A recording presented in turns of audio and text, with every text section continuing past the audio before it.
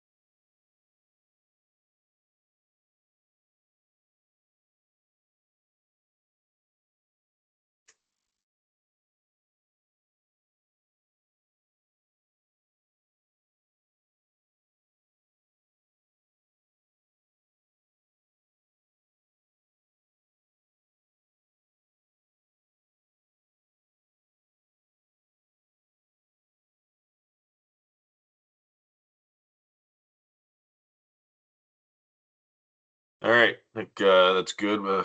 Thing keeps populating on the side, but we'll start the meeting or at least start introduction. So, good morning, everyone. First off, thanks for attending this webinar. I'm Mike Pilk, the VP of Sales over at Odell. I've been here for 15 years. And with us today for the best practices for DOAS design is Brian Jennison. He's been with Valent for 12 years now, and he's been our RSM for the majority of the time that we've had them, which has been about 7 years. So I will ask to try and leave all questions to the end of it, but if there is a hand up, we don't mind interjecting. And with that, Brian, I'll send it over to you. Wonderful. Thank you, Mike. Yes, my name is Brian Jennison. I'm with Valent Air Management Systems based out of Minneapolis, Minnesota. And today we are going to talk about best practices for DOAS design. The agenda, we've got a lot to cover, a lot of great topics. We'll start by defining DOAS, and we'll talk about standards, system design considerations, then we'll get into equipment, and finally, last couple slides will be on just a quick Valent overview. So first, let's define what a DOAS system is. What does DOAS mean exactly? Well, ASHRAE defines it as a DOAS system. You can read on the screen there, but essentially a system that conditions outdoor air and handles it, delivers it to the space. And a DOAS unit is a part of that system that dehumidifies the outside air. So essentially, we're trying to bring the outside air to a low dew point, and typically will include some form of reheat. A lot of times it's hot gas reheat.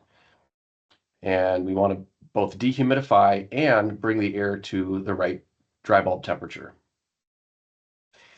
So that's ASHRAE's definition. I have a slightly different definition. And so when we talk about DOAS units for the rest of the presentation, you can keep this definition in mind.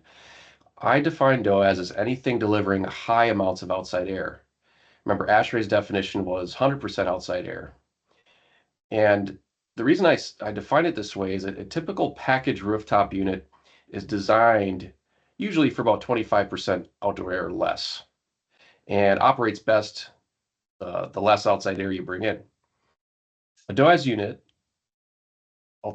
conversely, is designed for 100% outdoor air. So the features that come with a DOAS unit, as opposed to a typical package rooftop unit, are going to look a lot different. And we'll talk about some of those features.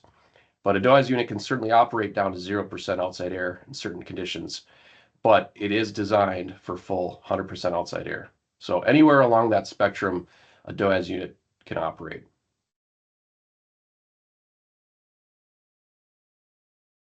We might ask yourself, since we're talking about traditional package rooftop units, why would we choose a DOAS unit? And aside from the obvious answer that DOAS units can handle more outside air, there's a lot of good reasons to use a DOAS unit. You think about the loads that you're bringing into the space. Ventilation air typically accounts for more than 80% of a building's annual dehumidification load. So dehumidifying is really, really important. And so why would we want to use a DOAS unit? Well, first of all, we're going to improve indoor air quality because we're ensuring we have proper ventilation to the space. And of course, one of the bigger reasons is we want to make sure we're meeting code requirements as well. A lot of that is dictated by code, how much outdoor air we're bringing in. And of course, humidity control. That's a really important part of a DOAS unit is we're controlling the humidity in the space. A lot of bad things can happen if we don't properly size our equipment to handle the humidity load. DOAS units can also help reduce energy use. By decoupling the ventilation and space loads, we can better, more efficiently condition that ventilation air. And we can pair DOAS units with a variety of heating and cooling equipment. And so what is that exactly? Well, VRF could be fan coils, could be chilled beams, heat pumps, etc. So it gives you a lot of design flexibility when you're just bringing in outside air with one system. You can pair it with a lot of different systems. And why is humidity control important? This chart shows a spectrum of different agents that could be in the air or growing in the ductwork. We see bacteria, viruses, etc. And there's an optimal humidity zone. We call it the optimal relative humidity zone. And one thing that's probably obvious is too much moisture is a bad thing because that's a condition where a lot of agents can grow and thrive. But something that's maybe not as obvious is when you're down towards the lower range of that relative humidity zone, that's also an environment where a lot of things can grow and thrive. And so that's why we're kind of right in the middle here with our optimum zone, 30 to 60%. That's typically, at least for comfort cooling, that's where we want to be most of the time to limit the growth and conditions where a lot of those agents can thrive, and we want to minimize that. Of course, there are other reasons why we want to control humidity, but this is definitely a good reason. We want to minimize a lot of those bad agents in the air.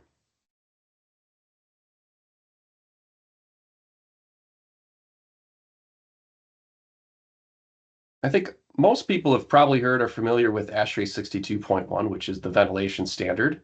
It's a very well-known standard.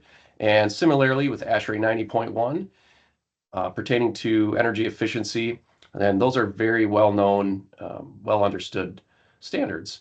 And certainly they apply to our equipment in DOAS as well. But there's a third standard that might not be as well known, although it's starting to gain some traction, and that's standard AHRI 920. And this standard is special because it applies specifically to DOAS units, and it deals with moisture removal efficiency. So let's take a closer look at AHRI standard 920, because if you're laying out DOAS units and DOAS systems, this is a standard that you're going to want to get familiar with.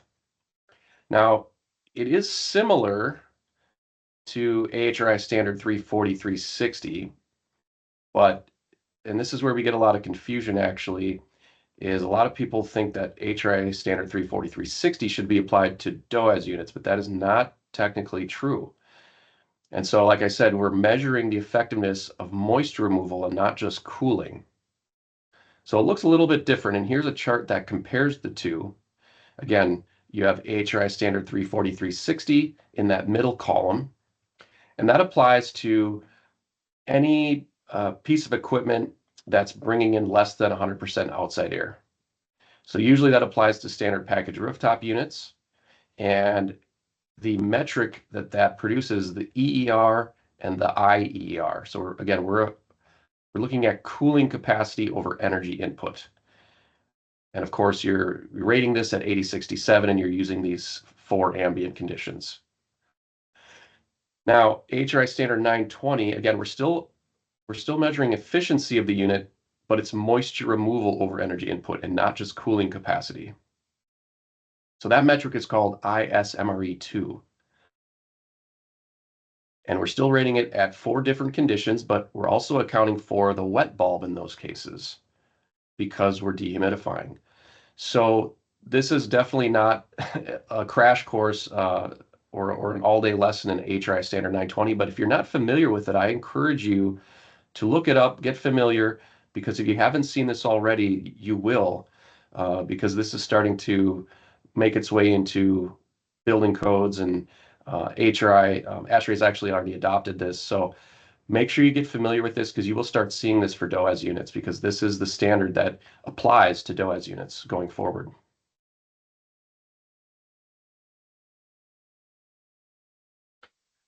Now let's move into talking about system considerations. And to kick this off, we're going to pull out our handy psych chart. And some people don't like psych charts. I'm one of those people that geeks out over psych charts. I think they're really helpful in explaining different concepts. And this first topic we'll look at covers which design day to use. And as a consulting engineer, you know that you have a lot of options with how you design your equipment. And one of those is what conditions should you use, right? That's step number one. Well, let's look at two different conditions. We'll look at condition one and condition two. Condition one here is, at least for Minneapolis, where I'm from, we've got our cooling design day, and these come from the ASHRAE handbooks here. So cooling design day, we got 9173.5, and these are in Fahrenheit, so I apologize to all my Canadian friends. And then dehumidification design day is state point 2. So let's look at those two conditions. If we were to cool from state point 1 down to state point 3, which would be our off DX coil temperature, we get down to 50 degrees. Well, if we were to apply that same tonnage or same capacity to state point 2, we are only going to make it to about 55 degrees or so. And as you can see with that dotted line, that's going to be your sensible heat ratio path. So the space, internal sensible and latent loads are going to take you naturally up to state points 4 and 5 there. And so you're at a similar dry bulb temperature, but you see state point 5, you're at a little bit higher humidity. And that's because state points 1 and 2 have different enthalpies or different moisture contents of the air. You could see 96 grains compared to 125 grains. So a mistake that gets made a lot of times is we'll see this when engineers are laying out equipment, they'll choose state point 1 because it has a higher dry bulb temperature. Right? That makes intuitive sense. Well, let's pick the higher temperature, right? Because that's worst case scenario. But it actually turns out for most climate zones, your worst case day is not your dry bulb day. Your worst case day is often your dehumidification day, and that would be state point 2. So even though it has a lower dry bulb, the total enthalpy or the total moisture content and sensible energy, you got to combine them both, is going to be greater. So that's the main lesson from this is, and I typically recommend looking at both state points. Run your selections at both and see which one's going to be your worst case scenario. And typically, for the Ontario and down to Minneapolis where I'm from, it's going to be that dehumidification design day.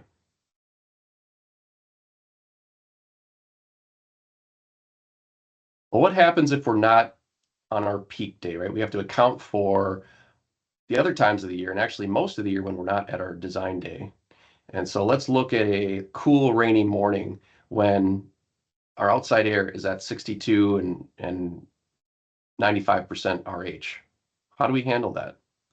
Well, you could handle it in a variety of ways. What happens if you just used economizer mode?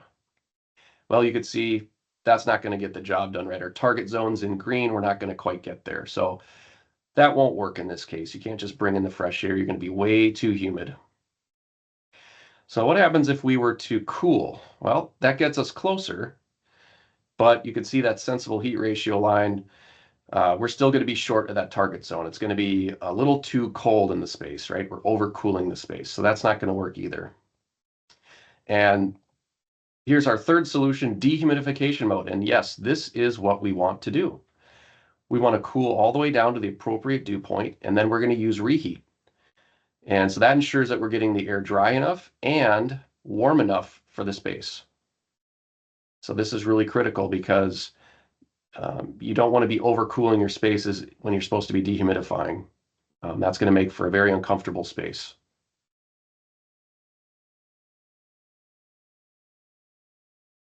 And to help with this, as that note says, it's very important to have modulating components, because if you're turning things on and off, you're going to overshoot and undershoot, and that's again going to make for a very uncomfortable space, and it's really hard to control your humidity that way as well. All right, so what about design dew point? How do we determine what the appropriate dew point should be? Well, let's look at an example where we've got a space with multiple zones, and we want to look at trying to keep our space in this target zone. All of our spaces are going to be in this target zone here. And what happens if we've got our first zone where we've got a sensible heat ratio of 1, right? So that's a straight line across, probably like a server room or something with very hardly any latent load, all sensible load, right? That's a sensible heat ratio of 1. And if we're starting out at 8476, that means in this case we'd have to cool down, dehumidify to 55 degrees. Pretty simple.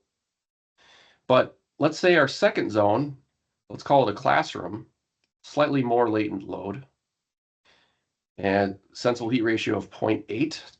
So now what does that look like from a process standpoint? Well, there's your sensible heat ratio. And so what that means is you have to actually dehumidify a little bit further, down to 53. All right, now let's say our third zone is an auditorium. So that has a lower sensible heat ratio, right? More latent load. And so that's what your sensible heat ratio line would look like, a steeper slope. And you see that we have to dehumidify all the way down to 48 to meet those space requirements. So if you're trying to service all three of these zones with one system, which do you choose?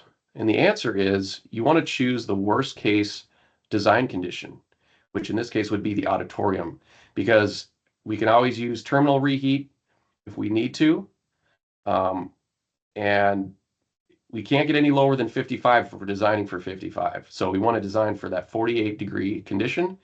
And the other zones, if we need to, we can reheat. But you always want to make sure you can handle your worst case condition. Now, the other option would be you might have one unit for each of these spaces. And that again would allow you to probably better control more tightly to each of those conditions.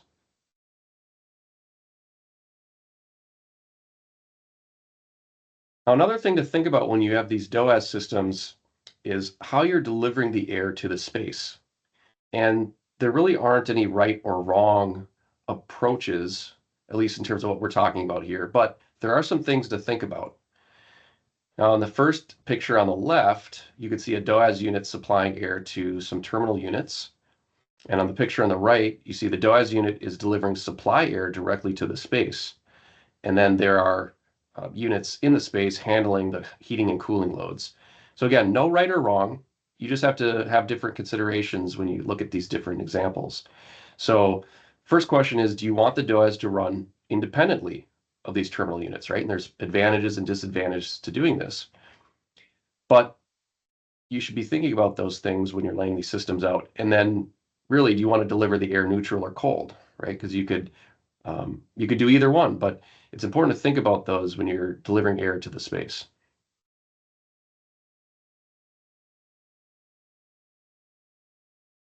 So to summarize this section before we move on, first item is we want to make sure we're looking at the dehumidification design day. And like I said, most of the time that's going to be your worst case condition. So keep that in mind as you go forward and lay out these systems. Let's look at the ASHRAE dehumidification design day. Second is make sure you're designing around the optimal dew point. So whether the unit is serving one zone or multiple zones, you need to look at the sensible heat ratio and make sure that you're covering your worst case scenario and that your temperature off the coil is sufficient to handle the loads in the space. And then finally, make sure that you're looking at the air distribution and what your decisions mean as far as Do you want to bring cold air or neutral air to the space? Where are those terminal units going to go? Are they going to be ducted to the DOAS unit? Are they going to sit standalone in the space? Or whatever secondary system you're using, if it's chilled beam, if it's VRF, those are all things you need to think about because the system all interacts together.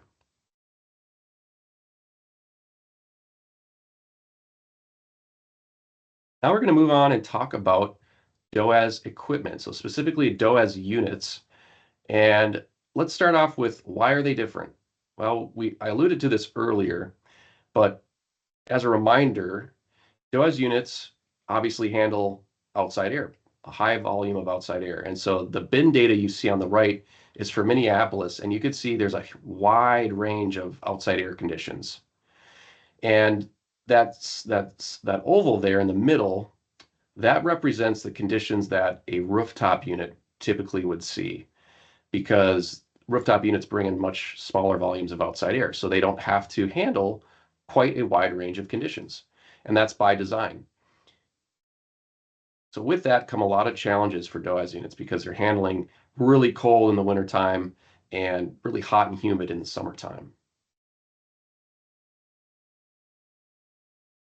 As I mentioned, rooftop units typically aren't designed to handle outside air, and that's not just Brian's opinion. That comes straight out of the ASHRAE Design Guide for DOAS systems, and I highlighted in bold that statement, it's difficult to accomplish with off-the-shelf package equipment.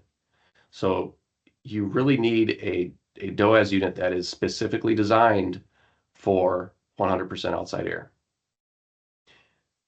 Now, what do you get with a DOAS unit? Why is it so different? Well, there's some key differences here, and the first is cabinet construction. That's typically one of the things you'll see is a injected foam casing, high R values, thermally broken panels, critical for a DOAS unit. And you can see the picture on the bottom, that is foam board. A lot of times package rooftop manufacturers will use foam board. It's a little less expensive, or fiberglass batt insulation. But if you're dealing with high amounts of outside air, you typically want to see that injected foam insulation. A couple other things, if you're dehumidifying, you want sufficiently deep coils to dehumidify, whether it's DX or chilled water. So you're going to have a few more rows there for dehumidification. And then in our climate, not so much in the south, but certainly up north where we are, you're going to have large heating capacities, either gas heat or electric or air source heat pump, hot water, steam, whatever it is. You want to be able to have a lot of heat if you're bringing in outside air. And of course, modulation, that is critical for DOAS units. I mentioned that because you have to handle your design day conditions, but you also need to handle everything in between because not every day is going to be a design day, right?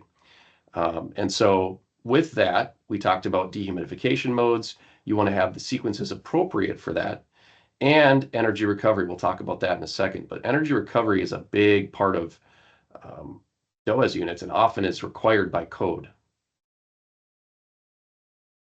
Before we get into energy recovery, let's take a quick segue into refrigeration because there's a few key topics that I want to make sure to present to you. And the first is hot gas reheat. Now, those that are unfamiliar with hot gas reheat and what that is exactly, in a very simple way, it is a way to add heat to the airstream without really costing anything.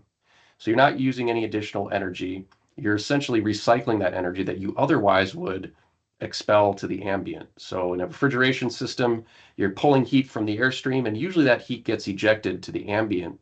But in this case, we're going to take some of that heat, and through hot refrigerant gas, we're going to reintroduce it to the airstream. So this is a really efficient way to reheat that air after you dehumidify.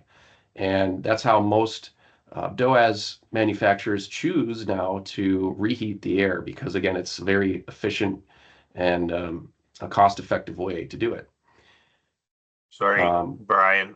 Yeah. Ali had two questions. I missed the first one, Ali, but he's asking the second, is it possible to have an energy recovery and size the coils for 100% worst case? Yes. Yep. That's something that you could certainly do. And, there's trade-offs to doing that.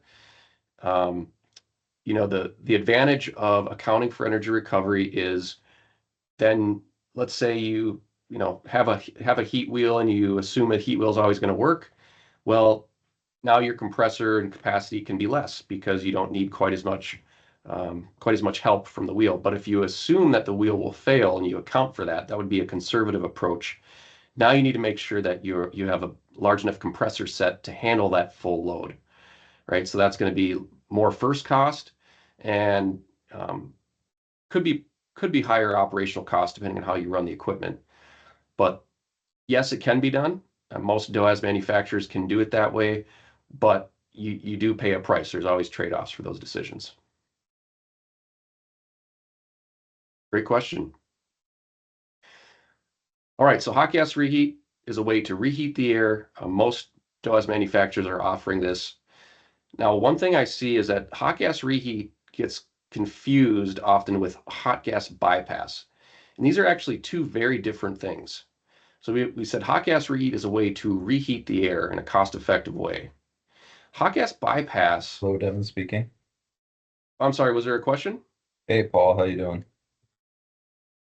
Let's see, Mike, looks I'm like we got to meet surviving. somebody. Yeah.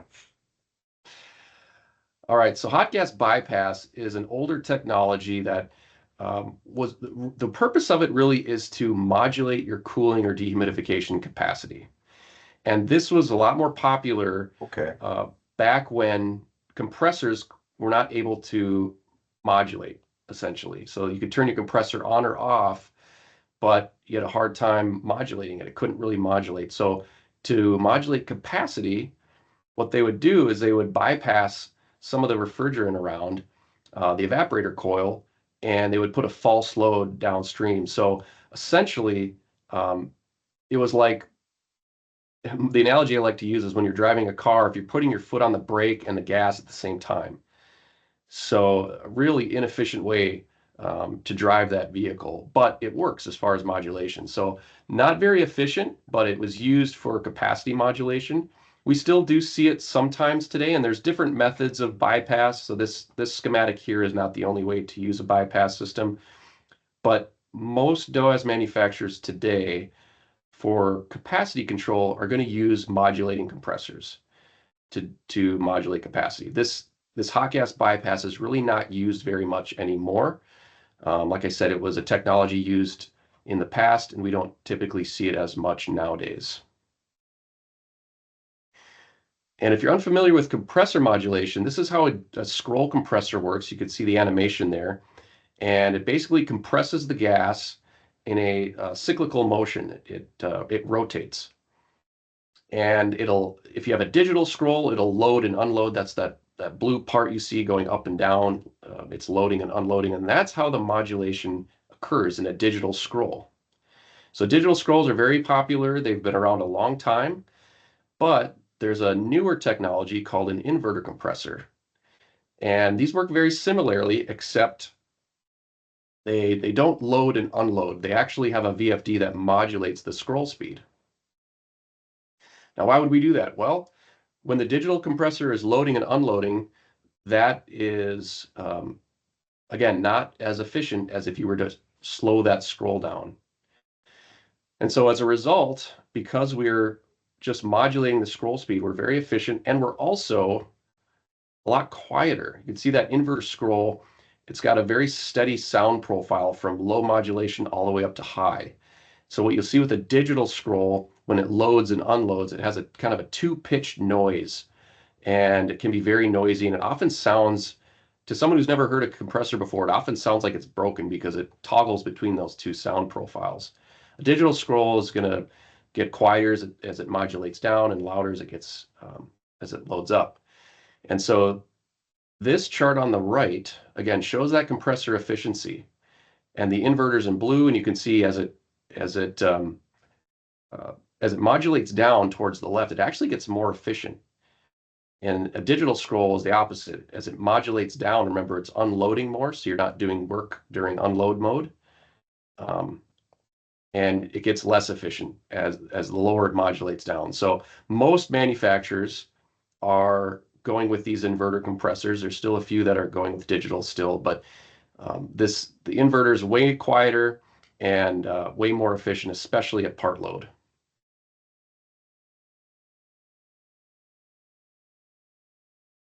Another important part of a refrigeration system are the condenser fans. And compressor, we just talked about how loud compressors can be. It's important to have quieter compressors, especially if you're putting a unit in a residential area, like a neighborhood or a school or a condo building. You want to have quiet equipment. And a big part of that are condenser fans. And there are options for low sound condenser fans that we see on the picture on the left there. That was one of the low sound, and those are typically 8 to 12 decibels quieter than a standard paddle condenser fan. And there's a chart there on the right that shows relative sound, different items compared to each other, from a chainsaw all the way to conversation. And you can see that standard paddle condenser fans between a vacuum cleaner and a lawnmower. And then the performance blade, or the quieter condenser fan, is between the vacuum and normal conversation.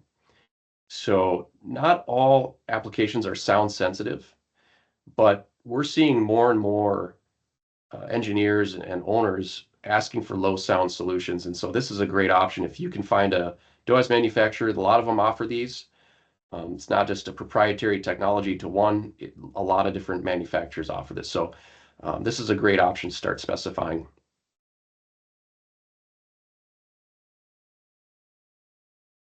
All right, let's talk about controls for a little bit, because I mentioned that DOAS units have special control sequences, and I already teased that.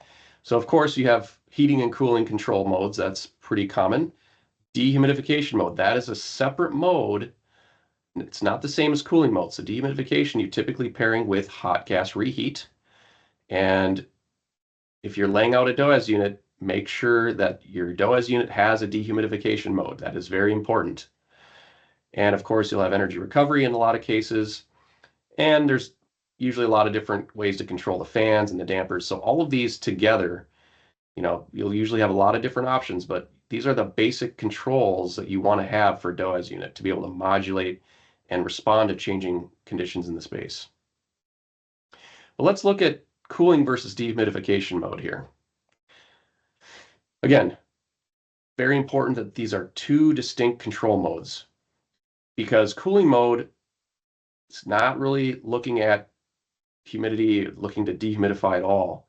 So usually this would be like a hot, dry day where there's not a lot of moisture in the air, and we're controlling to that discharge set point.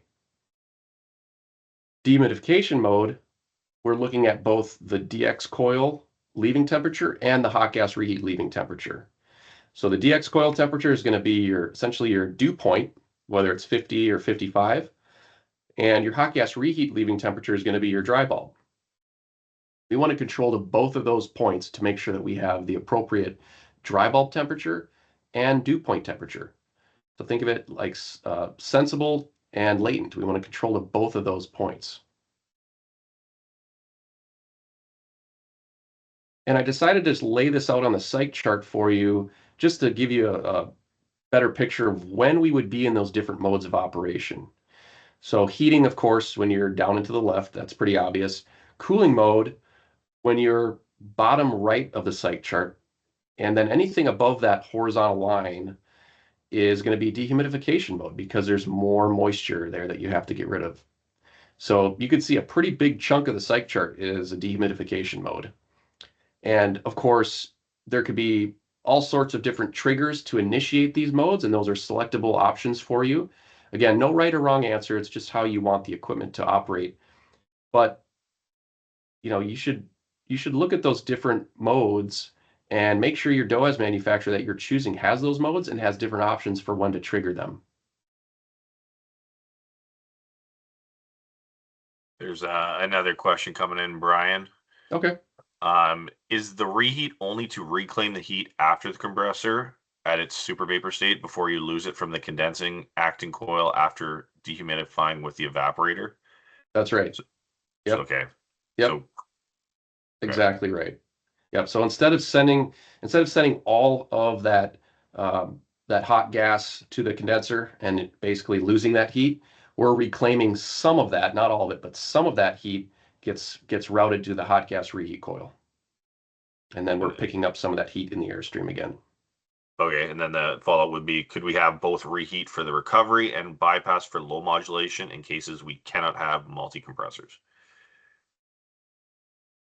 Well, you certainly could design a system that way. I would say most DOAS manufacturers that we see in the market, they'll give you a modulating compressor in every single case. So whether you have one compressor or four compressors, you will have a modulating compressor at least on the lead circuit, and that gives you full modulation control. There's really no need to have a hot gas or a hot gas bypass, because we said hot gas bypass was for modulation control.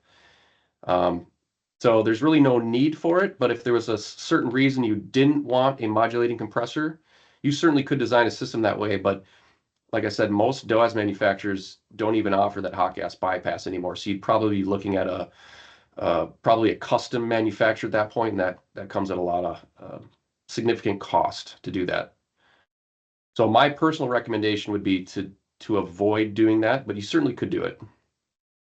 Thanks.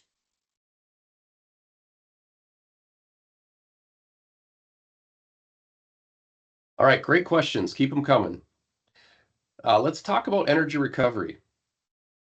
And I mentioned this is important for DOAS units. Here we're back to our handy bin data chart. We can see that wide range of entering conditions.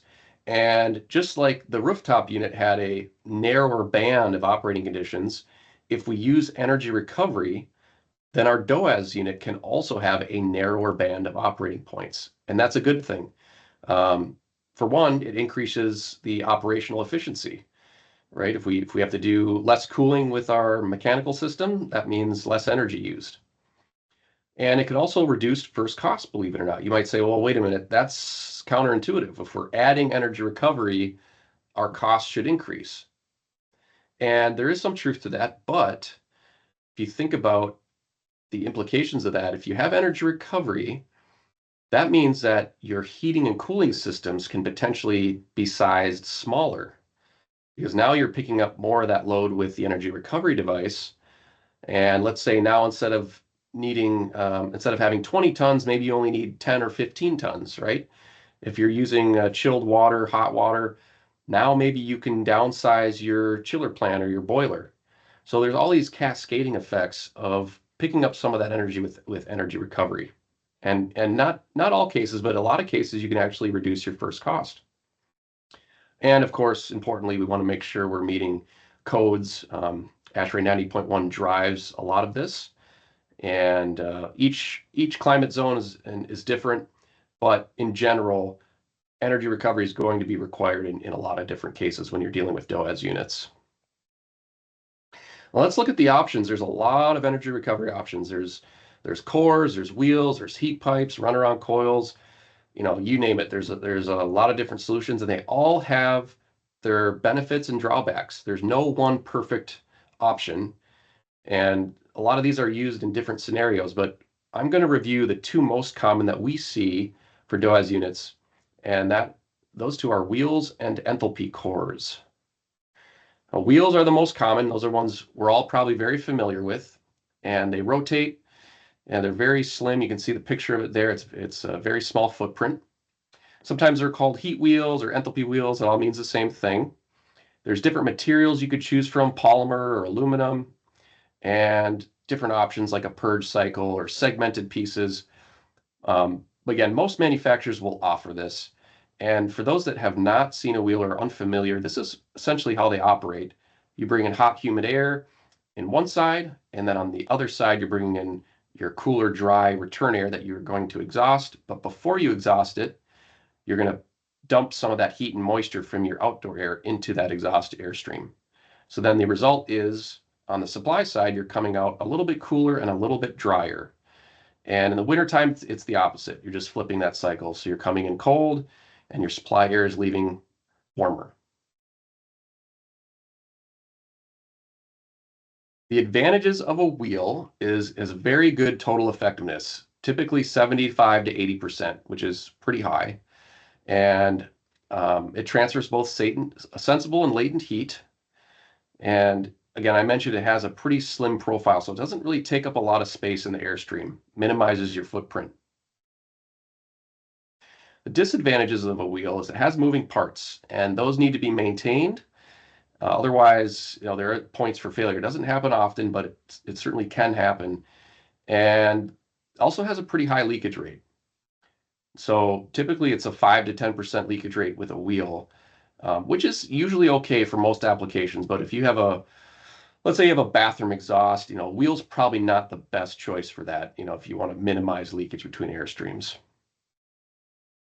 Now there's one nuance here with a wheel that I like to bring up because we're seeing more of this in the marketplace when we look at submittals from competitors.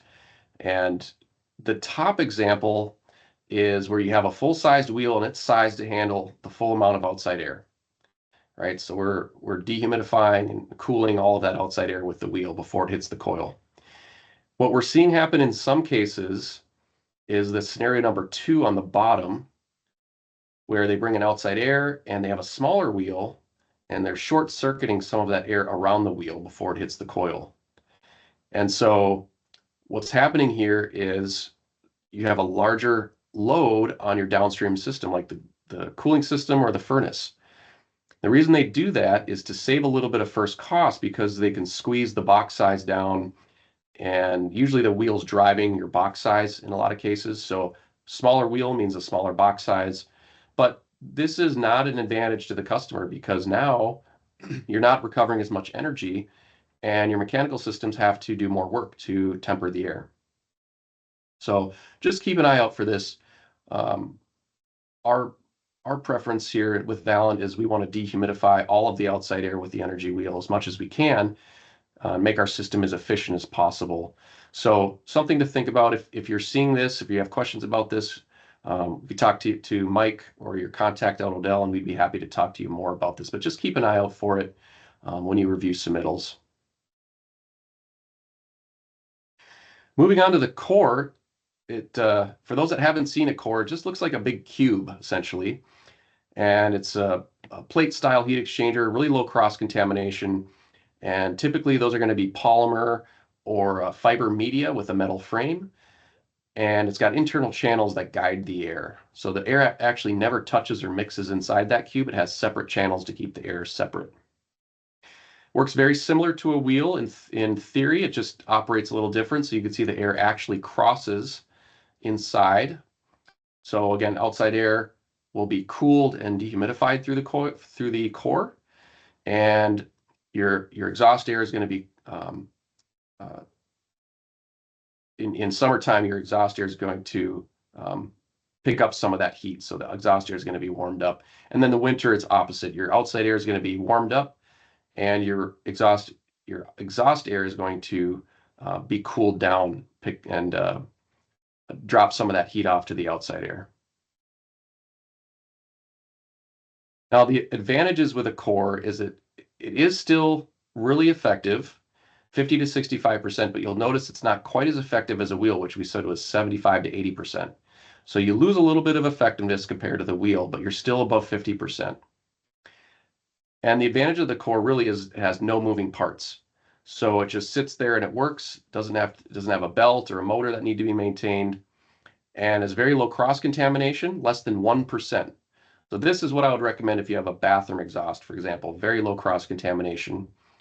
And the polymer media types are frost tolerant and they can be washed, very robust.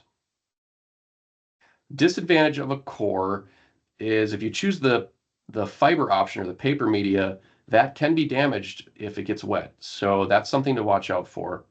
And takes up more space, so it's a larger footprint than a wheel. And like we already mentioned, it's less effective than a wheel. Also has a slightly larger pressure drop.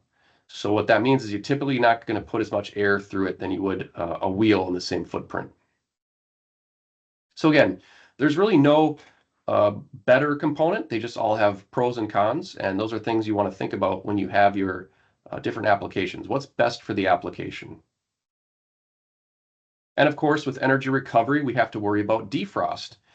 Not so much down in Florida or the southern United States, but certainly up north where I'm from in Minnesota, and then up in Canada, we get cold in the wintertime. So we have to worry about defrost modes. And I pulled those two pictures off the internet. I'm not sure which manufacturers though are. Doesn't really matter, but that's what can happen when you don't have a defrost mode that's effective. You get a lot of ice buildup, and eventually your heat exchanger is going to stop working completely. So there are different options. You could have a preheat, you could have bypass modulation, you could turn your wheel or supply fans on or off. There's a lot of different options for defrost, but the important thing is just make sure that your mechanical systems are sized to handle defrost mode, because if you're, let's say you turn your wheel off for a period of time, now you're not really recovering any energy. So you need to think about that. Now, if you have a preheater, that's going to still allow your heat wheel to operate. So, or whether you're modulating your wheel off, slightly less.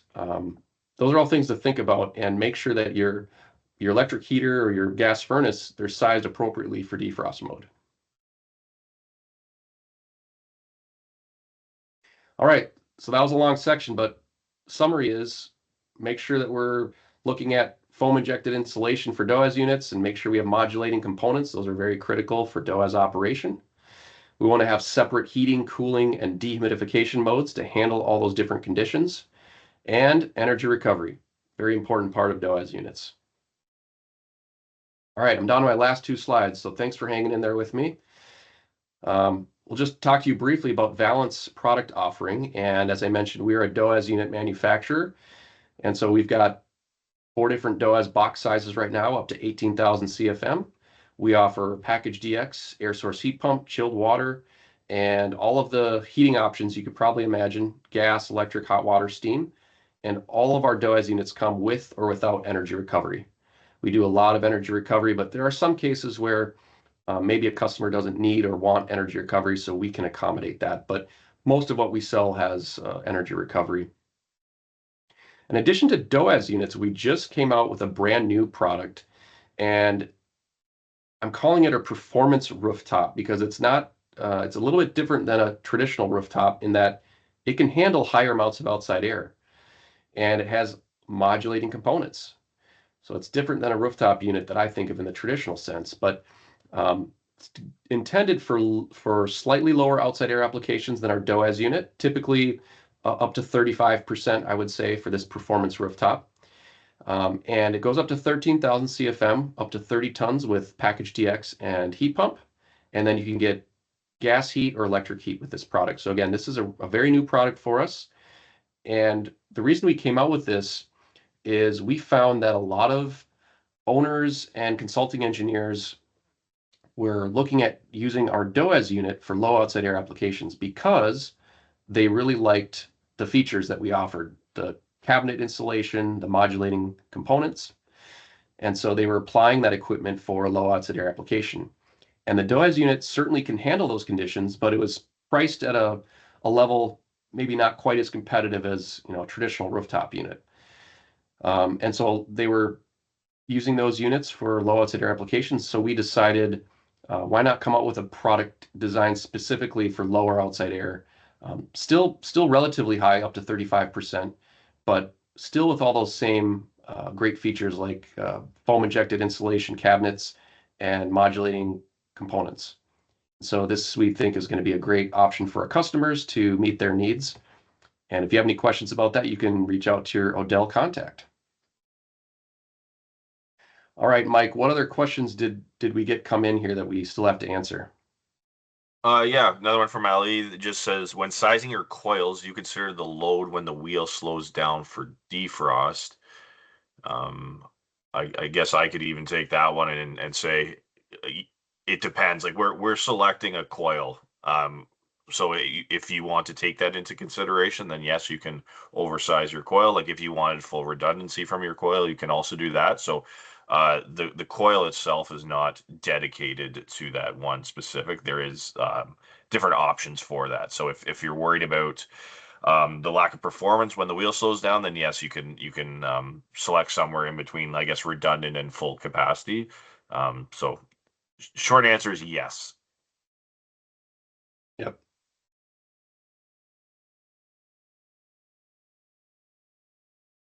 All right. Were there any other questions, Mike? Preheat options. Preheat options. Well, Yeah. usually we'll see electric heat is probably the most common. Also have seen hot water, sometimes steam. I don't know if I've seen any other preheat in terms of DOAS units, but electric's by far and away the most common type that we've seen. Adam has a couple. Are exhaust air transfer ratios, example, based on HRI 1060, typically available for each heat exchanger type? And does it vary based off model? Yeah, great question. All of our heat exchangers, and I think most that our manufacturers, our competitors offer as well, are um, tested and rated in accordance with HRI. So those exhaust air transfer ratio data are available. Usually they're available on the HRI website. You can go and search by manufacturer, and they'll have those data sheets there with the tested data. It does vary depending on model type, but I would encourage you, and most manufacturers will show that even in their submittals, so you don't have to go hunting for it. But if you're curious, you can go on the AHRI website and find that information.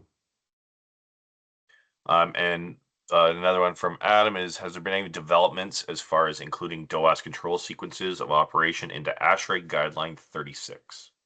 Hmm. Yeah, that's a good question. I'm not as informed on ASHRAE 36, and that I have heard something about that, but I'll have to follow up with you. I don't know the answer to that question. Okay, I'll make a note of that.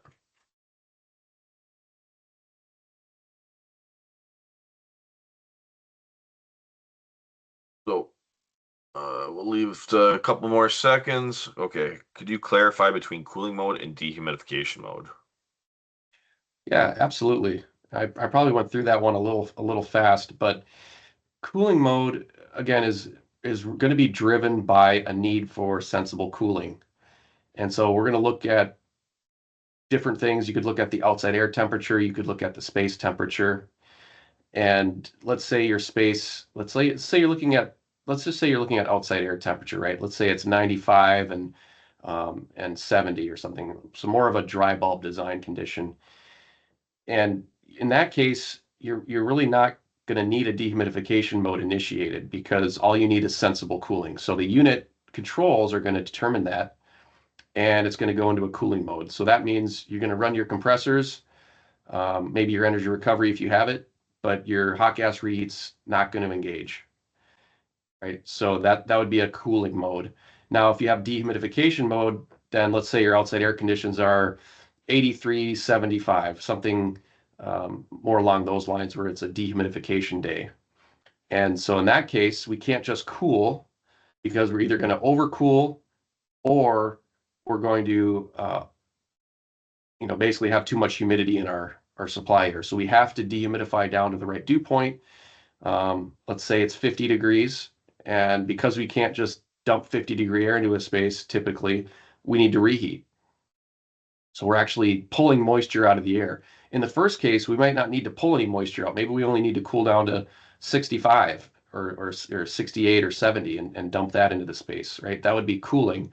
If we need to dehumidify, that means we're pulling moisture out of the air with our DX coil, and then we need to reheat back up to 65 or 70 or something like that. So that is driven by, could be outside air conditions, right? We determine that it's humid enough, we need to pull that moisture out, or it could be space conditions, the space is getting too humid. But something is going to be triggering that mode determination, either cooling or dehum, and those are very two different modes of operation. Says, Ali, are you saying the same coil is able to cool further than its rated cooling capacity? No. What the cooling capacity is, that's what it is. So the performance you're going to get out of it is also based off of your outdoor air, and where it's at. But the dehum is only there to get rid of the humidity. So you're actually cooling and then reheating. But the cooling capacity that is given, if it's a 10-ton, you have a 10-ton cooling capacity. Yep, that's right. And that's why it's so important to make sure you design your equipment based on the worst case scenario. Because if you've only designed a 5-ton system, 5-ton unit, but you need 10 tons. There's not much you can do other than add another 5 tons later. But that's why you want to look at the worst case scenario to make sure you're covered on that worst case design day.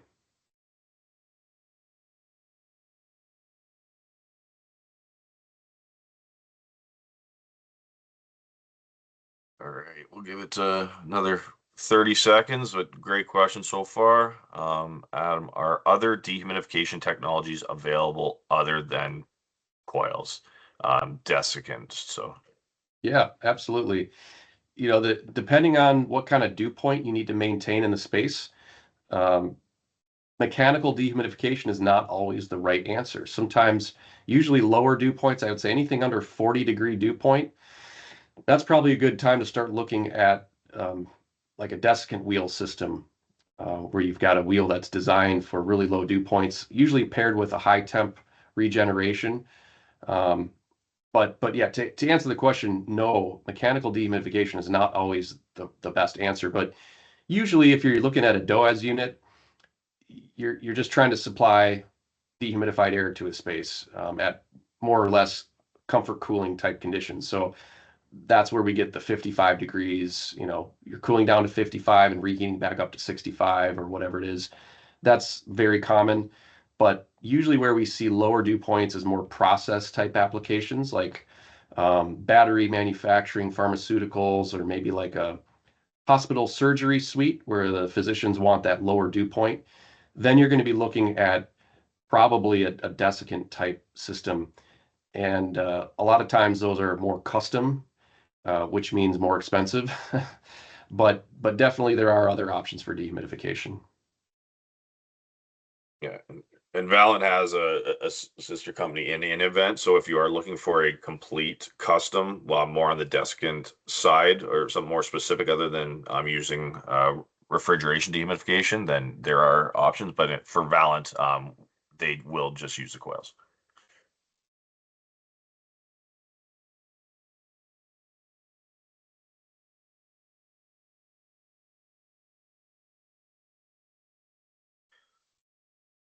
All right. Well, if there is no more questions, I will first of all thank you everyone for attending this. Thank you, Brian, for making yourself available for this great presentation.